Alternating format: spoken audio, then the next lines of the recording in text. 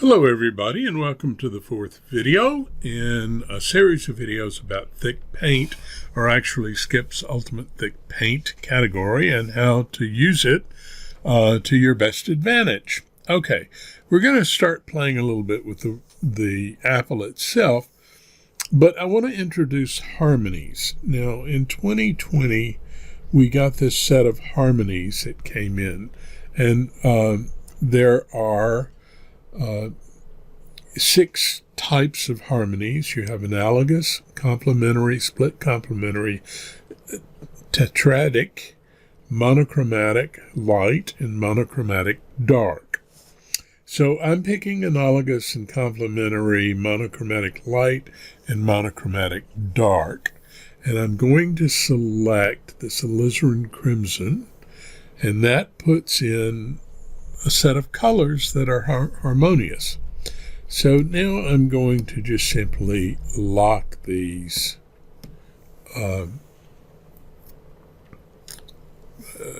lines so that I can now pick color from them without having to worry about them changing. If you don't lock it, you see it changes the color. And so you have to lock it for it to stay in the configuration that you initiated.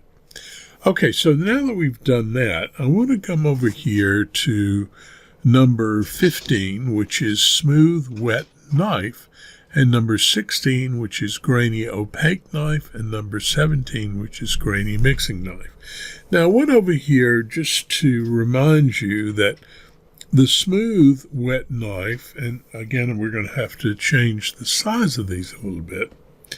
The smooth wet knife is exactly, I do this every time.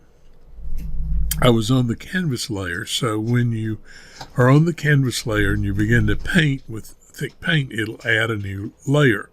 So I want to get rid of that layer and come up here and be on the thick paint layer. And then I can paint with that red color. Now that smooth palette knife is very nice for, I like it for blocking in shapes and value, that kind of thing, but not for final painting. And in this case, I don't think we need to use it. What I'm going to do is go to the next brush, which is the grainy thin opaque, and reduce its size and show you the difference in how you can use it as opposed to the first brush. So the first thing we notice is that it is a very grainy brush.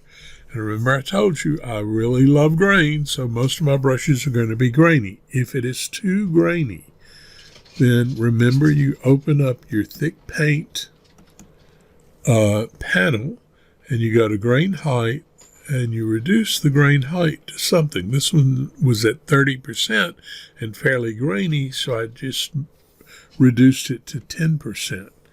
And let's get rid of that and we'll see how that did. All right, now we've got something that if I paint lightly, I've still got some grain, but it's not nearly as heavy, and I can paint smooth. Now, this is called opaque, so what does that mean? Well, it means exactly what it says. It's opaque. It will cover over the previous. Now, it will blend ever so lightly. It won't blend a lot. So you get some little blending if you do really, really light, but it's not very good blending. So let's go to the next brush, which is called grainy mixing knife. And if I click on it, I want to take the size of it down, go back to that red. And this is also a very grainy brush. It's almost the same brush as that opaque brush. So I want to again open up my thick paint, reduce the height to 10%, and we now have a smooth brush that does give you some texture, but not nearly as much. Okay. So what I'm going to do is I'm going to grab this darker color, and that's not quite dark enough for me, so I'm going to open up the mixer. I'm sorry, the temporal color panel, and I'm going to reduce this, or increase the value, darken the value. I didn't move the hue ring so that I'm in the same family. I just have darkened the value of it. Okay, so I'm going to take that darker value and let's just block in a little bit of that color. Now you'll notice that as I go over the edges, it tends to blend a little bit, which is kind of nice because it won't give me a real hard edge. I can always go in and put a hard edge, but I don't need to start with one. Okay, so now I could go to, say, a lighter color and put that in.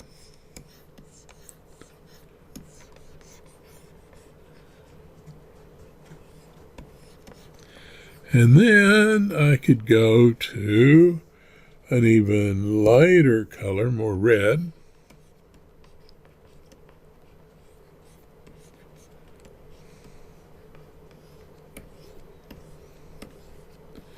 And of course I'm picking up that edge, but it's all right. I can fix that hard edge later. Okay, so now we've got sort of the beginning, and see, I can run my brush over this and it begins to really kind of give you some, oops, don't want to do that. It starts to give you some blending capabilities. All right, so I need to bring this down here. There. All right, so we're beginning to get light and dark. It's not quite light enough over here, so I want to switch to this yellow. And again, I'm going to stay in the same field, but make it a little bit brighter. And if I start to paint with it, it's not going to do much unless, remember, I want to take my brush and tap it, so that in any brush that blends a lot, I want to tap it on. That will give me more of the paint. And then I can just blend that down. Now, if I wanted to come in here and put in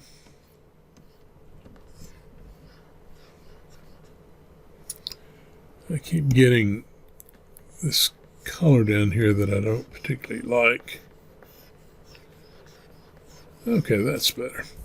All right, now if I wanted to have a highlight, and this is not shaded correctly to have a highlight and all of that, but it doesn't matter. We're just going to demonstrate this.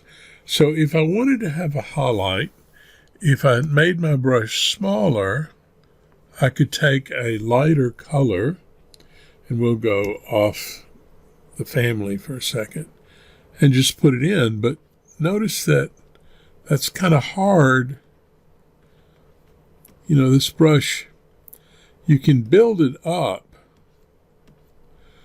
but when you build it up, it doesn't look that good. So why not? This would be a good opportunity to go back to your grainy opaque brush and use it, because it would put that highlight in right away. Okay, now maybe that's not the best highlighter in the right place and all of that, but you get the idea. Again, we've played with mixing, we've played with the grain, and we've introduced now palette knives to the mix. Okay, so let's stop here and we'll come back in a few minutes and do something else. I think I'm running out of tricks and tips, which is good. Okay, talk to you in the next video. Bye-bye.